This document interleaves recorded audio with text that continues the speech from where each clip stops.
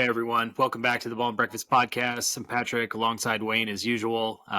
We just ended up watching the NBA Finals. Everything got concluded.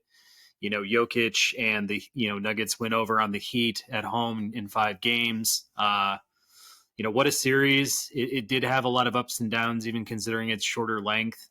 Tonight we're just going to talk about what we made of the last game or so, and talking about, Jokic, the Nuggets. We'll also dive into the Heat a little bit, and then kind of looking forward what to expect from both these teams and others across the league as we move into next season. So I guess without further ado, I'll turn it over to Wayne.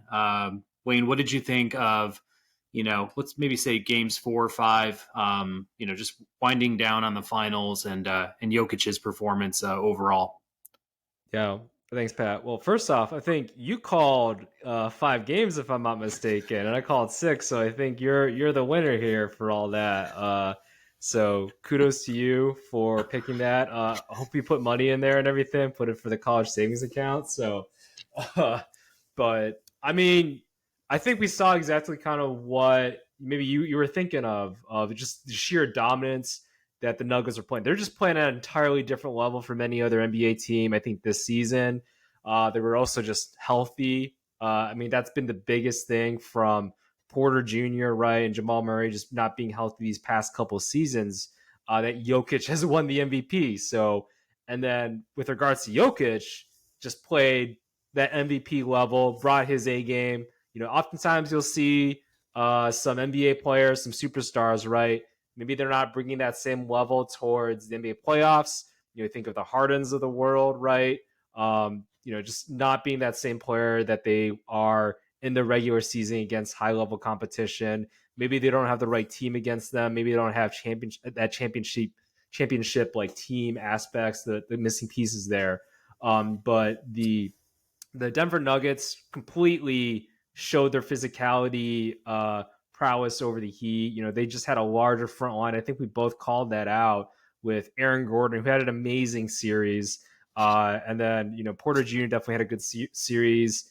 KCP brought his A game, hit a couple clutch threes there at the end. And then Jamal Murray and Jokic, they both played that, superstar, all-star level that we were kind of expecting from them. So great series for Denver. Great that they were able to finally bring that chip towards the city of Denver. And then, it's a classy team. I think you can't really say too many bad things, I think, about the Denver Nuggets. I think there's been this whole thing about them being boring, but I think those people that say that suck.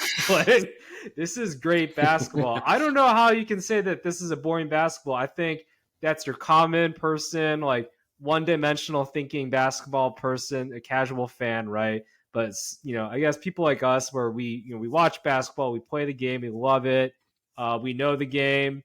We were both like Jordan fans, Bulls fans growing up, so we know what greatness looks like. But yeah, I don't know how you can't watch this series and think that this is boring basketball. All the passing, all the team defense, the rotations, things like that. The passing from Jokic, like how many MVPs have had that level of passing and scoring? I don't think too many, especially on the finals MVP level. So I really enjoyed this series from a team basketball standpoint. And I think both of us were talking about just how it is great to see that there's homegrown kind of talent from both sides of the squad, or from both teams, but specifically, obviously, the Denver Nuggets, right? Great to see that they basically drafted all their players, and then obviously added some free agents and a trade here and there. But the 2 star players were both drafted, internally for the Nuggets there. So I don't know. I really like the this series, and that the Denver Nuggets actually won here. Yeah, on your boring comment, it's like there's no flashy stars. You don't have a Jordan. There's no Kobe, LeBron, Shaq. There's nothing that transforms these players into movie stars. Lining up commercials, ads. Like, they might get more. Jokic and Murray might be featured a little bit more often on television as we go along here, but it's kind of this quiet dominance that they showed throughout the entire playoffs. Very reminiscent of like a San Antonio Spurs type team. Just quiet leadership. You had just such a good, mix of cast members around Jokic, Murray. Guys were extremely athletic, sizable. I feel like going in and thinking about them doing this in 5 games, it's like got to also look at what the Heat were up against, throughout their run. At the last series, going to 7 games, Celtics really putting it on them. Like that has a toll. And, the Nuggets were able to kind of, get healthy, get rested, and then just play their game. And, when everything is held equally and, taking these disadvantages aside, like the Nuggets had more talent this year than the Miami Heat. I think the other thing to look at was across the NBA, there were so many teams that just had warts this year, where it was like, what's Phoenix going to be? What will Boston do now that they're down, 3-1 against, the Celtics? What's happening with the Bucks with Giannis out? The Lakers, they made a bunch of big trades at the deadline. Like how good can they actually be? John Morant being out and being kind of a clown, and Memphis, totally falling to the wayside. Where, I say all this because it's like Denver was just locked and loaded, steady. They had enough talent there. It was consistent. And maybe this is just one of those years where, that's what it took to get it done. Enough sideshows, enough, kind of fluke injuries or just guys, up to their antics and stuff. And it's just like they came out, they played basketball, they played first place basketball all year in the Western Conference. And it was like, I think that's what happened. I like kind of looked around at some of the teams and I'm like, there's so many question marks with some of these teams right now. And, I think honestly, like we were looking at the Eastern Conference as like the Bucks and Celtics probably being the teams that win it all. And I, kind of just went to consistency with, chemistry, how their teams would be, kind of set up to kind of, endure a long playoff stretch. I thought those teams were best suited, and then, kind of the Nuggets following them. But, the Heat made their way through. They, played their butts off, and, it'll be interesting to see what happens to them following this season. For the Nuggets, I think they've got a great, nucleus in place here. They've got some cast members that are also in place. And so now, they've also got some draft capital to work with after a recent trade, allowed them to get some more short-term capital in that sense. So we'll see what Denver does moving forward here. Won't be without, competition from the rest of the league. But, I guess, looking at the team, I think they're in great shape. And, Jokic had an all-world performance, 30 points, 14 boards, 7 assists average, across the series. Murray was equally as dominant. I think I saw a graphic on Instagram about the pair having, better points, rebound, and assist averages than, the Kobe and Shaq Lakers, which is just like, hey, we're in that territory now. Like they've approached that kind of territory. Like they've got to win, more consistently over these next few years, but in the same sense, like this is a historic level performance. So hats off to the Nuggets. Yeah, and I mean to that too. It's like Jamal Murray is what 26, I believe, and then Jokic is 28. Like they're in their young prime. Like they, I think we're looking at Giannis and like Chris Middleton, Drew Holiday. I think they won the championship when like Chris Middleton was like 29, maybe 30, something like that.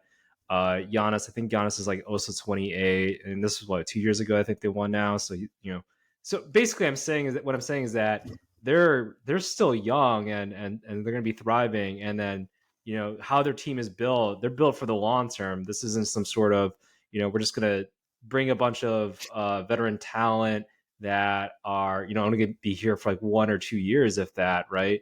They're built for the long term. So and we see their development already happening with a player like Christian Braun, right? Just kind of coming out there being a key contributor already as a rookie. I think I saw that that I think it was like a Sports Center thing where he had what 3 state championships in a row, the college championship, and now this championship. So it's like, hey, they're grading players, I think, to win now, but they're a team ready to win now, and they're still young and they have still a lot of upside. Michael Porter Jr., I think I said it before, like he still has room for improvement in his game. So yeah, this team I think is just built for the long term. So this might not be their last one in the next couple of years for sure. And it's saying a lot, I think, with regards to how the Western Conference is built, how the Eastern Conference built. The top heavy teams there. this team can definitely stand up against all of them. For sure. I guess with that, if we look toward, next season, we've obviously got to pass through the free agency period, the draft, everything like that. But who do you think poses the biggest threat to the Nuggets in the NBA? And, if you had to put your money down today, would you, consider the Nuggets going for a two-peat here? Yeah, I mean, yes. I think the key thing though, right, is will they be healthy? This is probably what the most that any of their players have played, right? And it'll be up to basically just them being healthy, not getting injured, maybe a little bit of load management here and there. If they're maybe able to add some depth, things like that, so they can maintain home court advantage. So I think all those things could be important for them to continue on and get a two-peat. But then you also got to look around the league too. If the Milwaukee Bucks can remain healthy, I think both of us picked them to win it all, or it was up there. So if they can be healthy, like that's definitely a team to be reckoned with. Celtics, if we're just gonna go to the East, like the Celtics, they definitely, we've always said I think they have the most talent, but we'll see if Joe Mazzulla and that coaching staff can fully utilize and make adjustments at the beginning of these games for conference finals and things like that. So that's something to be determined. And then the Lakers, right? The Lakers definitely a solid squad. If they do add maybe some pieces here and there with Chris Paul, I don't know if something like that could be an interesting play. Or, maybe more shooting, but we did see that they had some great games over there against the now Nuggets, the champions of the NBA there. So I feel like, yeah, why not them? They can be a contender as well. But yeah, if I'm Vegas though, I'm assuming that they probably are the number one contender there. Probably, yeah. Against all the other teams, I would probably pick them as my number one favorite. Got it. Yeah, I'm looking a lot at, at least for the Eastern Conference, what will happen with the Sixers, with the Celtics in specific, just because if you get rid of Harden, you can bring over, another core piece or two pieces there to go along with, what I think is a pretty athletic roster. I mean, they've obviously got to re-sign, Jaden McDaniels. Trying to think what else they may have free. Georges Niang is free. Um, they've got some guys with player options and restrictions too, James Harden being one of them. But Mm-hmm. I think this is the kind of championship Jokic pulled out just now that'll really light a fire underneath Joel Embiid. I mean, if anything would rock him, it would be something like this because, they were just contending for MVP. So if I had to think about, motivation, I'm looking at Philly to start. Like you said with Boston, so athletic, across their roster. Again, they've got a big decision to make with Jaylen Brown. Do they pay him that max extension? What does that do to their ability to bring on other free agents? Like if it's pretty top heavy between him and Tatum, that might be tougher sledding for them. This may be, their window kind of closing, up in a little bit of a way, but I still think they have enough talent there to kind of, you know, get it done. I was also thinking the Western Conference. I would hate to just overlook the Warriors. I mean, they are getting older. They're a bit injury prone. We're a little bit nervous about, how many games Curry and Thompson can play over a full season. Still waiting for that youth movement to kind of take its form with that team because, we're talking about Christian Brown and, how much of a role he played in, this series and throughout the playoffs. But it's like, it's Kuminga time. It's, Moses Moody's time to step up, do big things. And it's like, if they don't take those steps or they're not Mm-hmm. packaged into a bigger deal for another veteran or two, who knows what'll happen. But I have a feeling that they'll do some things over this offseason. I know Draymond's got a player option, so that'll be, interesting to monitor there. And if I had to just go absolutely crazy, go nuclear, I think when we were talking about the New Orleans Pelicans and just how interesting that roster is, and again, if health is there and they're, fully loaded, like they started off the year as a, top 2, top 3 seed, and, second Zion went down, the whole thing kind of imploded. But, they add another good player here in the draft and like can just get those guys to take a step as a unit, as a team, like I'll be really interested to see where they go because they are one of the deeper teams in the West that I've got my eye on. With other teams having a lot of issues to consider. The last note I'll make is the Suns and Lakers have a lot of guys approaching free agency right now. I mean, they've got their core guys locked down for at least another year or two, Durant aside, but it's like a lot of their core starters or, rotation pieces, like they're all up for grabs right now. So it's like, unless they re-sign, it'll be interesting to see like what actually becomes, the final rosters for both of those teams. Yeah, no, 100%. Definitely the Suns will be an interesting play there, right? Without Chris Paul, who are they going to bring at the point guard? I mean, it's a kind of an important position, right? Maybe they, move Devin Booker. Hey, let's have him bring up the ball a little bit more there, and maybe get a shooting guard or something like that, right? Like there's a number of different things that they can do there, but there's a lot of question marks, right? And obviously, every team has like their like, oh, if this were to happen or that were to happen. I think the Denver Nuggets, right, their whole thing was this is a really talented team in terms of their bench, in terms of their 1 through 5, but I think their biggest question was can they remain healthy, right? And hey, this season they were, and look what happened. And they have a lot of continuity. I think that definitely is an important part. I think their top 2 players, like we've said, they've played with each other for several years now. So I think having some level of continuity is helpful. And then, yeah, now with the Suns, full off season, right, to work out, Kevin Durant, Booker, Aiden, that whole team there, a new coaching staff too. Then I think all those things could come into play of setting themselves up for success and then getting the key pieces that obviously I think in free agency, draft, right, to fit the mold to Kevin Durant and Devin Booker and to all their strengths. So I think that was like one reason like I think we were both hesitant about both of them potentially winning the championship in their first season or even like half season right together. Was just they didn't have that off season to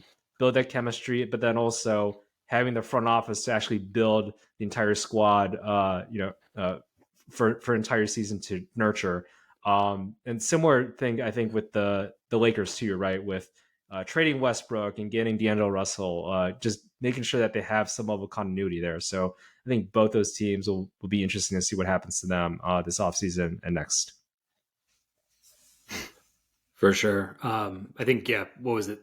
Kevin Durant was 7-0 with the Suns. And I mean, after he was traded over there, he also like experienced some injuries. So like, depending on how healthy he can stay, and I think, I can't remember the exact average, but I think he's averaging like 50 some games, like a high 50s, in games per season. And that's a little bit worrisome when you're worried, when he's a number one option, you don't have a lot of depth. Like that can get kind of scary. You can start, the playoffs in a pretty low seed and it's uphill from there. So we'll have to see. I mean, if you have Booker and Durant, that's a good problem to have. And then you kind of try to have to figure out how it's all going to shape out, around him. But I did want to ask for kind of a bolder prediction, but, as we're talking about the Nuggets and their run and just Jokic's performance, if you had to make a bold prediction flashing forward till the end of Jokic's career, how many titles do you think he'll win in his entire career?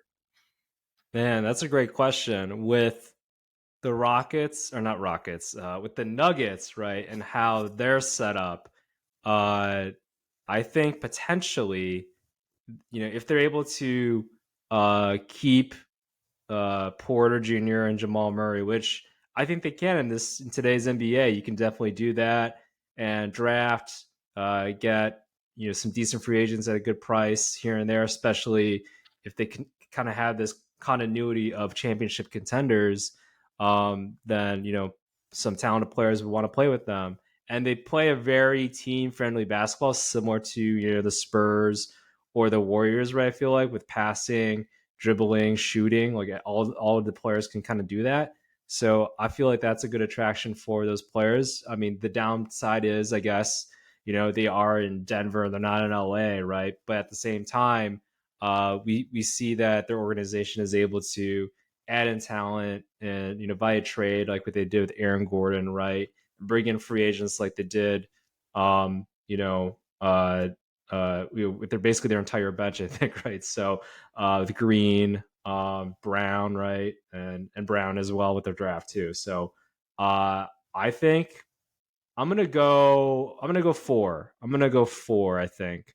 I think there's a lot of potential for this team to do that. Uh, especially in the West now. I'm kind of looking at the West, right? Who's the young talents out in the West right now that maybe they'll be championship contenders for the next couple of years. I think Doncic, right? I think there's a lot of a decent front office, right? I think Cuban, for all he's worth, right, will definitely try to make the big splashes here and there. Usually has a pulse on free agency, adding key players. I think there has Kyrie Irving. We'll see what at the very least, right? We can scrutinize Kyrie at least for in the time being, but at least they might be able to get some trade assets for him, right? If they were to kind of get rid of him, or maybe he does become a key contributor for them. So that's yet to be determined, I think, there. Devin Booker, Aiden, we'll see what happens with Durant too, but he's only getting older. Yeah, I mean, I kind of just went through there. Maybe the Celtics win a couple here and there, but I think, overall, I can definitely see, I think, 4 championships with that roster, with that team. Almost similar, I think, to the San Antonio Spurs there. So, but yeah, what do you think? Wow. I mean, that's bold. I mean, to say 4 is bold. I was more leaning toward 2, and I said 2 because I think, looking at what's happened with Giannis and the Bucks, little setbacks here and there, people injured on the roster that kind of affected their chances to go all the way. Like this couldn't, in some part be, out of Jokic's hands. Like he loses a Porter for the year who's had, notorious injuries over his career. Maybe key player decides to leave for more money and goes to, whatever team, or, like you're saying, like another team merges, maybe it's in the Eastern Conference next year. And, who knows, like Doncic, gets everything he wants in Dallas, or he leaves and joins a super team. And then we're worried about like all these new scenarios that kind of come into play against Denver. If Jokic was a part of like a championship Lakers team or Heat team that we just saw, I'd have a little bit more confidence in maybe setting that bar a little higher, just because I would think, you know, people trying to join up with Jokic would be as much about winning basketball games as it would be to like go to an attractive location that's, got a great tradition and stuff. But Denver's not, I think, as stigmatized as it probably once was for, athletes around the NBA. I think, Denver's reformed in a lot of ways. Cannabis across the country is becoming more, socialized and legalized in a lot of ways. So I think, there are some sort of appeals there. And I feel like, mass urbanization just continues to kind of be on the rise, like post pandemic and even pre pandemic and stuff like that. So, Denver's becoming more of an attraction as a city overall. But no, I don't know. I mean, I guess I look at it as like he either gets another one within his current window, or maybe Jokic finds his place later on in his career with either the Nuggets or another team, and he's kind of like a part of another championship team in that way as he kind of rides into the sunset. But I guess I'll go with 2, and I'm hoping for your 4 because I think teams like this are fun to get behind. I'm happy they won the championship more than any other team this year, just based on, again, their bubble performance, them being a homegrown team, them being kind of a throwback to teams that we always kind of enjoyed from a competitive standpoint. And it's where the NBA probably should go. I mean, I hope it continues to go in this way and not take left and right hand turns to some of the crap we were dealing with in the 2010s. Yeah, I kind of just want like another San Antonio Spurs team, right? I think that's where I'm feeling. And if there is a team right now that's kind of set up for that, I feel like it is the Denver Nuggets, right? Just because they have I think the big is still important in today's modern day NBA. And Jokic, right, for all it's worth, is the best big man out there. We could definitely talk about Joel Embiid and such, and him being like a good defensive player and all that, but I think if you were to obviously compare like where Jokic fits, again in today's modern day NBA of positionless basketball versus where Embiid fits with the 76ers, right? Jokic, he has a team around him. He has, I mean, that they obviously won a championship. He has Jamal Murray. He's got Porter. They just need to be healthy, I think, is the big thing. Aaron Gordon, right? He's played this best brand of basketball now, and we saw he was a kind of a stopper on the defensive side of the ball.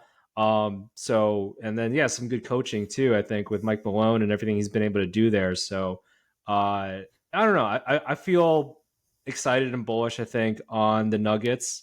I definitely doubted them. I didn't think that they were going to win it this year. I thought maybe the next year or two. I think because I don't think they've played like a full playoff series without with Murray and then Porter like both healthy. For an extended period of time. I feel like you need a couple seasons here and there, but to their credit, they play amazing basketball, and I think that's why what I like about them. Great team basketball, and maybe some more European players would go over there, and I definitely would love to see that kind of brand of basketball with Jokic and just going crazy there. So, but yeah, I don't know. I think there's a lot of positives I think to look forward to. Obviously, right now, if I'm a Denver Nuggets fan. Yeah, absolutely. And Jokic himself, like he just doesn't remind me of like, a big in a lot of ways. Like I just don't. I mean, Duncan wasn't doing the kinds of things that Jokic was at the top of the key with, his ball handling, skills, his passing abilities. And that's no slight to Duncan. I don't think this necessarily makes Jokic a better player than Duncan in my mind. I'm just kind of like I just haven't seen a lot of guys play the way Jokic plays for his size, where I can make like an easy comparison to some other player, which that's what makes him so dangerous. It's like he's able to move, that kind of weight, around from the top of the key to below the post. He's always got his eyes out for any cutters. I mean, he's got a great shot, and that's from long distance and just the softest touch around the hoop. Like even the ones that he didn't fire up.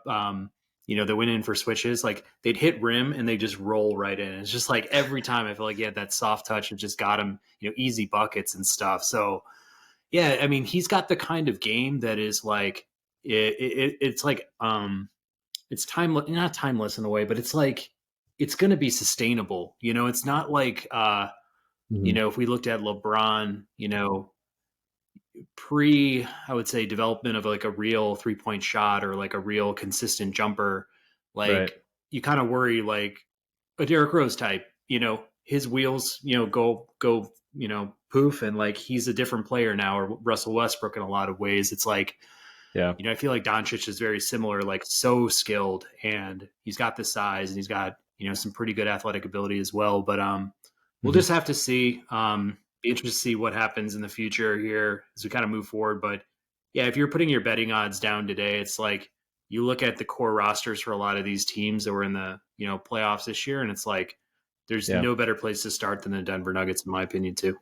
Yeah, 100%. I do wish my Kawhi and the Clippers would win it. Well, at least one championship, right? Like every single team he's been with, he's won at least one championship, and I think that would be like my like. All right, a little bit of a dark horse there, but I think if you ask any NBA analyst, right, it's like that Clippers team is probably one of the most talented teams out there. It's just, team continuity, health. I think all those things have been a factor that has just kind of hurt them. And then, I don't know, having an identity too, I think, as a team. I think all those things that they just don't have right now. So, but yeah, maybe they are able to kind of get that together, get maybe some leadership. And that's certainly, again, is where I'm like, Chris Paul would, that would be an amazing, like, kind of hey, I remember being here for Lob City, but now at least I got these two awesome wings and everything, and lead them to a chip. That would be something. So, but we'll see on all that. For sure. Do you have any other NBA thoughts? I mean, I think this goes to show that Dame Lillard needs to be a Miami Heat. I feel like in this series, right? They needed that guy. Jimmy Butler, I think there was like a lot of speculation or thoughts like, is he hurt? Is he not hurt? He just didn't have like a good first three quarters in this past game five, right? I know he had some clutch points here and there, but they needed a player to kind of, withhold or fight back, right, during those runs that the Denver Nuggets had, where their offense was just flowing and they seemed unstoppable. They needed that player that could just light things up, and that certainly is where I feel like if I'm the Miami Heat, I see what was happening here. I know my window is kind of closing with Jimmy Butler old and getting older, right?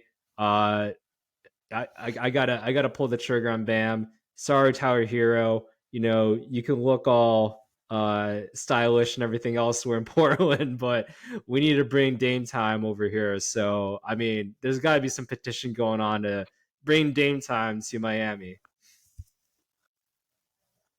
Yeah, they were definitely lacking a second option or even a first option in that sense if Jimmy Butler's not your favorite alpha. It's like because Jimmy, kind of taking the rock and being like the closeout shooter, like that's just not in my opinion, like his game. That's not what Jimmy Butler has made a name on. So in a lot of ways, yeah, when you're going up against Jokic and Murray, and then that whole cast, and then you're kind of like, is Bam my guy tonight, or is it going to be a Gabe Vincent night? Like, it gets tough. It puts a lot of pressure on him, and yeah, I mean Lillard would be. I mean, then we're talking, maybe a repeat of this finals if they pull a Lillard trade off, but would cost them a bit of capital. I don't know if they've got the picks to make something like that happen. I mean, I think Hero, Duncan Robinson, others probably have to part ways with them to make something work in theory, but that would be interesting. I think for NBA and my thoughts, like as we look toward a lot of the teams that we already discussed as contenders, you also got to keep your eyes on teams like OKC and Houston and Detroit and Orlando. Like I think there are some teams here that have some great young nucleuses that are like maybe they are like a key veteran or a couple top prospect type rookies, and then what are you giving it, like a year for some of them, maybe 2 years for others, and then they'll be in the mix. And would love to see how Toronto bounces back after this whole offseason's done, the draft's over with. I just want to see what they put on the floor for next year. They've got some decisions to make, but we've always had our eyes on a lot of their depth and talent and stuff, and it'd be interesting to see where they land. So I guess we're just kind of looking toward the future, looking toward who may step up, who may fall back. But yeah, Mhm. any of these teams that stumbled in the first couple rounds and were supposed to be real contenders, like they should be really nervous right now because I think there's this youth movement and it's kind of surge with these young teams Yeah. that could start to become real threats for them. Yeah, well, one thing I want to ask you now, and I'm thinking about, I'll definitely have some thoughts now, is what do you think about our Chicago Bulls, right? Where do they fit into the whole basketball ecosystem? We don't have a first round draft pick. We have a bunch of veterans. We're kind of in that purgatory. A lot of people talk about, being kind of like, play in seed, 8th seed, right? But all our players, our best players are like 30 and above, right? Except for Zach LaVine. So, what do you think we ought to be doing now that the dust has settled a little bit, and the future's all bleak and miserable right now for the Bulls? I mean, it's kind of just that, man. I don't know. Like, I don't really see them fitting in any sort of like contender conversation because, we don't know what Lonzo will do. And I mean, that eats up a lot of our, available cap. I mean, Vooch is going to probably walk. That's probably the right thing to do there. Patrick Williams, I don't know if he makes a jump at any point. I mean, is he just like a 10-point forward rebound type guy? Can he be more than that? Like, I haven't seen it yet, so it's hard for me to like believe it. I mean, even Zach, I don't know if he to me is like a number one option on a contender. I think you want him to be like your 2-3 kind of guy. DeRozan's like in his 30s. I would trade DeRozan for as much value as you can possibly get, whether that's maybe it's to Portland. I don't know if they part with the number 3 pick, but like, what if we make that real interesting for them? Like, would they even consider it? Just to, like kind of round out their roster. Could we package like DeRozan, Patrick Williams, maybe somebody else, Kobe White or something for number 3 and other stuff? Like, I don't know, but yeah, I mean, it's kind of sad because I think what Karnisovas was like trying to put together, I liked it. I mean, we wish we had healthy Lonzo years. We wish we had, a lot of our guys on the floor together more often, like Levine, Caruso, I mean, DeRozan at times. It was kind of a frustrating period of years because I think when everything was on the floor together, like we were a pretty dangerous team. Like we were probably, I think we were like one of the top seeds in the East for a while. So, I mean, I think we were all looking for that. So I don't know. At this point, I think you got to kind of cut your losses in a lot of ways and just realize like this isn't your window and this isn't the right group of guys to take you to that next level. So what can be salvaged for the years to come and like where can you extract value from, guys that aren't quite working. Like a Caruso would be the type of guy I would love to like trade to a contender because every team wants a guy who can be 3 and D. He's, switchable. He's got a lot of experience there, a lot of heart. Like I think he would just any team that's competing right now wants a guy like that. So could you get a mid first round pick for him or something like that? I would love to see it. So Mhm. yeah, unfortunately, I see stock down for the Bulls, but hopefully Mhm. they can retool and get themselves back on the right track. Yeah, 100%. And yeah, you mentioned like those young talented teams, right? Oftentimes similar to, I guess, young quarterbacks needing that veteran wide receiver, right? Some sort of playmaker. Sometimes, yeah, a young team just needs that spark, right? Similar to, I think the Suns, getting Chris Paul there. So maybe they are, maybe we are able to trade a DeRozan or Vucevic or something like that, a sign and trade. And get some assets back there, and then some young team is able to be like, hey, we've been kind of loading up a little bit on some talent, but maybe we do need to we feel like we need to take that next step. Maybe maybe there, we are able to get some sort of a trade with, like, I don't know, the Oklahoma City Thunder, right? If we're able to get so one of their first rounders, similar to kind of how the Bulls were playing, right? Where we were just getting like the number 7th pick for like consecutive years. And they're like, you know what? We're kind of tired of this. Maybe let's trade some of these picks, get DeRozan, get Vucevic in here. Let's see what it's like. Obviously it didn't work out for us, but some other teams might try to push up that timeline a little bit. Get that Chris Paul to kind of make themselves contenders and get them a taste of the playoffs a little bit. So that's definitely where I see. Hopefully, maybe the Detroit Pistons, right? Maybe with Monty Williams now there, right? They're like, hey, let's kick it up a notch. Or yeah, now the Rockets, I think they have like several first rounders, right? I believe in this draft. So or in the next couple ones. So yeah, maybe they want to kick it up a notch and get a vet in there to help out, stabilize, Green and whomever they pick this next pick. And then was it Sengun, right? I think he's a lot of people say he's like the next Jokic. So like, yeah, maybe they do want to kick it up a notch there, right?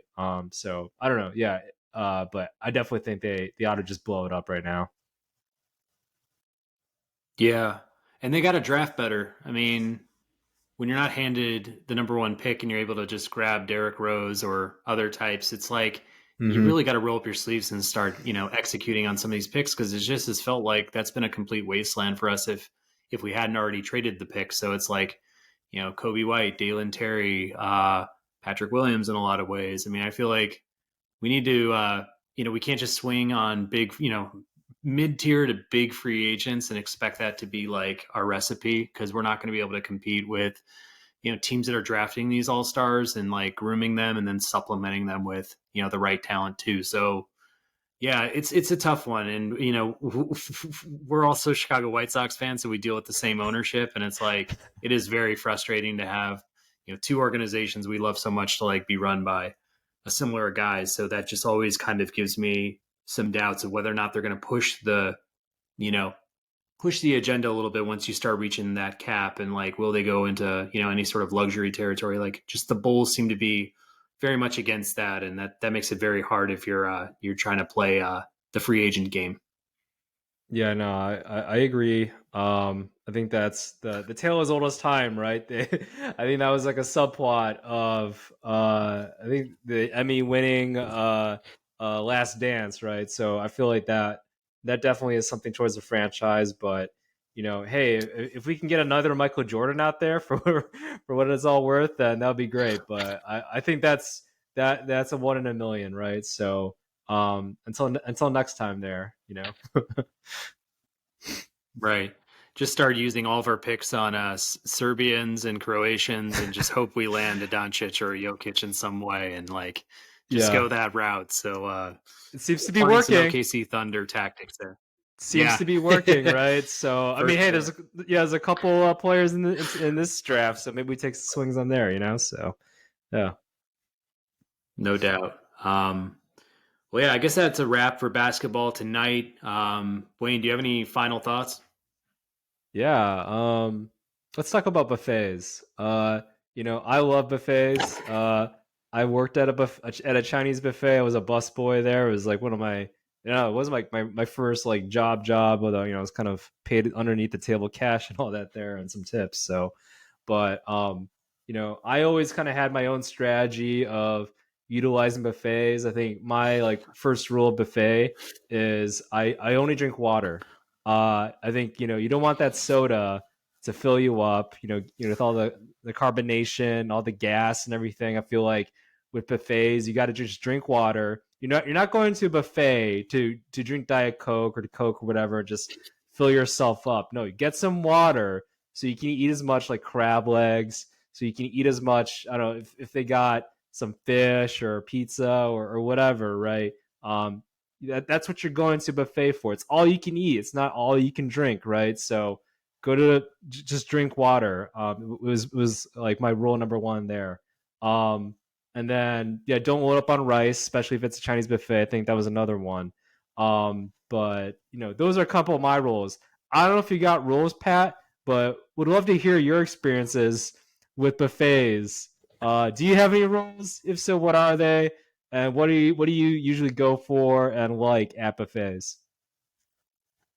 Yeah, this is good, man. I haven't gone to a buffet in a little bit of time. I mean, I feel like since the pandemic and all these concerns about, sanitizing your hands and like watching your coughs and everything, like buffets have like really taken a hit and kind of like fallen by the wayside. But yeah, man, some general rules. Like I think number one, like get in a good workout or play some sports right before you're gonna hit the buffet. You know, actually, you feel like you've earned that reward. You feel like you've worked for it, and like that just builds up a good appetite and it's a good celebratory way to go to a buffet.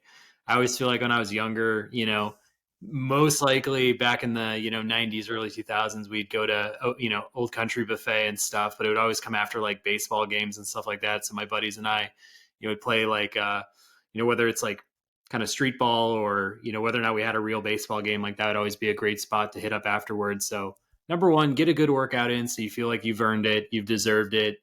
Man, make use of the fact that you can pick up a plate whenever you want. I mean, I see some clowns like going to the buffet and like stuff is like overflowed or touching or falling off the plate and stuff, and like they're trying to hit a home run in one at bat and stuff. It's just like you know it's an endurance game, it's a stamina game. Like go up, get a balanced set of different foods. Like start with your salads, your veggies, other things, and like work your way up to a side and an entree. If you want to do that again, feel free, you're at a buffet. But like wait till the end of the night to put your dessert on the plate. Like don't just go get that soft serve like to kick it off. Like these are just like easy things that anybody can do. um I don't know, man. Besides that, I just say like if you're actually going to go target a buffet, like go to the best one you can possibly find. Like I feel like nowadays it sounds like Vegas is a really popular option for like doing buffets and like doing it at a higher scale. I know that Pennsylvania has like a lot of different buffets that like run around like an Amish type diet Mm. or Amish type crowd. So it's like they've got some really good staple items that are like unique to Pennsylvania in that sense.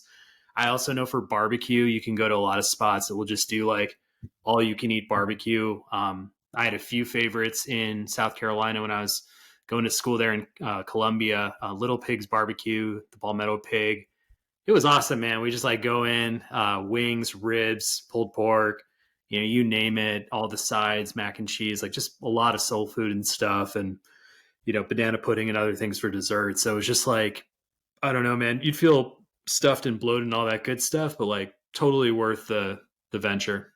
Yeah, I like how you did mention the whole workout. When I was working at the Chinese buffet, there was a gym right next door, and I would see just like the most ripped people come in there and just obliterate the place because they're like, you know what? I just burned like 3,000 calories. I might as well have a couple of those calories back, right? So, no, for sure. I think that's like the best practice is yeah, get in a good workout and then earn it, man. Like I think that's a good feeling, you know. No doubt. Do you have a favorite buffet that you like to go to these days, or just back in the day? Yeah. I definitely have, I guess, a soft spot for the Chinese buffet and everything there. Um, but I will say, I do like. I mean, yeah, I'm a Southern food person at heart. So as you were talking about, kind of like barbecue and such, like that sounds like right up my alley. So I would definitely like that. Korean barbecue is another one too for I guess all you can eat. If you're able to go to like a Korean barbecue spot, like that's a good, I think, value for yourself. You can get spend like 30-40 bucks, and from there, yeah, you can just eat as much meat as you want, and you get all the sides as well that Korean barbecue is famous for. So get all the sides. You really don't have to get up. Sometimes, a lot of times, they oftentimes just bring the meat towards you. So it's like, yeah, be more of a fat ass and just have the meat delivered towards you. You pay a hefty fee, but you're getting high quality meats and stuff, good flavor, delivered right towards you. You can cook it yourself just the way you want it. So I definitely have had some good experiences with the Korean barbecue there. Yeah, it seems to be like lighter and leaner. I've done Korean barbecue in Korea and totally loved it. I actually learned to really enjoy makgeolli, the white wine that usually gets served with Korean food, but like just the whole experience has been like, I don't know. It was great that I got a chance to like explore it in the mid 2010s and stuff like that. So it's kind of stuck with me now, but I haven't gone to a Korean barbecue spot in a while. Would you consider Chinese hot pot to be buffet, or is that a different lane? I mean, kind of. I mean, I guess so. If it's all you can eat, why not? So, and I think I've seen, yeah, I definitely have seen hot pot at utilized as like an all you can eat for sure. So, yeah, I can definitely put that in there as well. I mean, if we're gonna go the all you can eat route, right, as well, let's also talk about like Brazilian steakhouses, right, where it's all you can eat there. Like, Oh shit. that is deadly. Like, who? I don't know what the economics of it all, but I feel like whoever came up with it and made it like, oh, this is a good business decision, I feel like is a genius and ought to be awarded like the Congressional Medal of Honor or something like that. So, but yeah, I definitely agree. Hot pot, Brazilian steakhouses, all of that. I feel like this is what makes this country great. I guess I don't know. So yeah, Yeah, no, Fogo de Chao is definitely a hustle because, they advertise their salad bar really heavily. And then, the first few rounds of what they come around with your, green block up, it's usually like just the inferior meats that come around with ham and chicken and turkey. And then they've got, there's other things they want to pitch for you while you're all along, you're just waiting for the steak to come out that's wrapped in bacon or whatever else. And it's like, let's just cut to the chase, man. Like, I'm here for a steak and lots of it. So, don't yeah. get this chicken out of here. I'll have that tomorrow. Like, give me the good stuff. Yeah, even those places like the salad bar, yeah, it's pretty damn decent, right? It's like, oh, like if this was like maybe an all you could eat, I don't know, salad bar, like it could, make it somewhat worth it. Obviously, the meat is essential, but it is nice, right, to have both of those options, I guess. There, so No doubt. I guess on my final thought, I went to the Wharf in DC. It's kind of like this newer tourist, if you're in the city, type attraction where there's like a bunch of different restaurants, bars on the waterfront. You can see like boats and everything kind of just gliding around, along in the Potomac there. But in general, I tried out Gordon Ramsay's fish and chips, which is like started to really get attention on social media, and he also has opened up like a really nice sit down restaurant called Hell's Kitchen there as well. That I think is like months away in terms of reservations, so I'd probably have to wait that one out. But have to say, like I was a little underwhelmed with Gordon Ramsay's fish and chips. It was a basically like a fast casual that just does a couple of tenders of fried fish. You can do shrimp, you can do chicken. I think there's lobster as well. Everything's kind of deep fried, and then you get a bed of, fries and a couple sauces and things like that. I just felt like the batter and everything else that I've kind of, tried there was kind of, it was a little bit bitter. It was a little bit dull. I kind of felt like expecting, maybe bigger things from, a lot of the buzz that was going around IG and other places. But I guess with that, I was kind of thinking like it was a little bit of an unconventional type of place for me to like dine at because I usually like the, you know, kind of the top chef and aspiring chef, pop up or Michelin star restaurants. I like mom and pop restaurants a lot. Like I don't normally tend to like chase a celebrity's restaurant in a lot of ways, but I don't know. I was just trying to see if you've had any parallels. Like, have you seen anything open up in Chicago or elsewhere where it was hyped up by some sort of big time celebrity or celebrity chef, et cetera, that just kind of underwhelmed you, or I don't know, maybe exceeded all expectations? Yeah, that's a good question. In terms of like overhypeness, you know, uh, there's a Seattle ramen shop, Momo-san, which is from I think it's like the Iron Chef, uh, Morimoto. Like, and obviously there was a lot of hype, I think, with regards to that. But then yeah, if you try it, it's like, wait, we're paying like what, $30 for a bowl of ramen, and it's like, wait, this is it? Like, this is what it's the hype is about. And yeah, similar to, I think, your experience, I guess, with Gordon Ramsay over there, it just wasn't really worth it, you know. And I did try, I guess, Gordon Ramsay's burger place in Chicago, which opened up, I think, this last year and everything, and it was good, but it's like 20 some odd dollars for this burger. Like, it ain't $20 worth that, good. Like, I want some, like, foie gras on that burger or something like that was $20, and especially during these times, right? It's like, come on, where's it's like, how much is just some meat and a couple of veggies here and there, and some buns, and it's like, wait, oh, we're gonna charge $20 on this? Like, make this make sense to me, like, especially if you're a city that has Kumas around. Like, what? Let's have a little bit of a better burger, I think.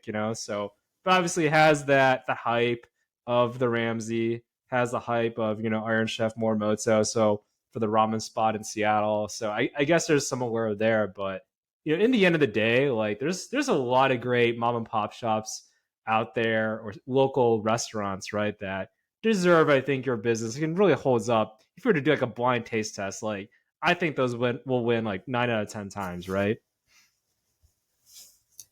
Yeah, I mean, and like when I had these, fish and chips, I grew up on Fish Keg, which is just like obviously north of the city. It's in Rogers Park in Chicago, but like the breading just like is like second to none. Like it just brings back so much nostalgia. And every time I have fish and chips these days, every time I have like chicken tenders or other like fried shrimp, I just keep continue to think back to Fish Keg. And it's just like you're saying with the local restaurants, family owned restaurants, like there are some hidden gems that like we kind of all cross our fingers that they remain hidden, so we can just enjoy them, by ourselves and maybe at lower price points and stuff too at times. So like that's always a big deal. But I was actually thinking like when I was thinking about Chicago and other like big celebrity names on restaurants like Ditka's versus Jordan's. Like I think you and I actually went to Ditka's like a while ago, like probably a little bit after college or whatever. But I felt like that like met the hype. Like not that it was like hyped up because Ditka's like now a chef, but like it gets like a lot of people to just get in there because of Ditka's buzz around the city. But I actually thought like I think like their ribs, I think their pork shanks and like their pulled pork nachos and stuff are really good. Jordan's on the other hand, I've never been to, but like if you ever had experience there, just let me know like what you think of that as well. Yeah, I never had it. It's interesting, right? Like, Dicka's has been around since it started. It's still around, right? Still, thriving here and there. It's made its way to the suburbs as well. So it's a staple, right? But then, yeah, Jordan's restaurant has come and gone, and now it's back again. So I feel like it's definitely much more about the name than anything, at least from my understanding. I don't know, maybe I just need to try it and see what's up. So, but I mean, yeah, to your point with Ditka, like, I remember meeting, the like the board basically, except Ditka. I met everybody else, but I was doing some sales over there, and so I was able to meet the GM at the Dicka downtown, the Gold Coast area. And then, yeah, several of their board members to, kind of approve of a sale over there when I was working in sales. So the great people, salt of the earth. So could definitely see where they have that great hospitality, which you definitely need, downtown area in Chicago. But then they were very much attentive.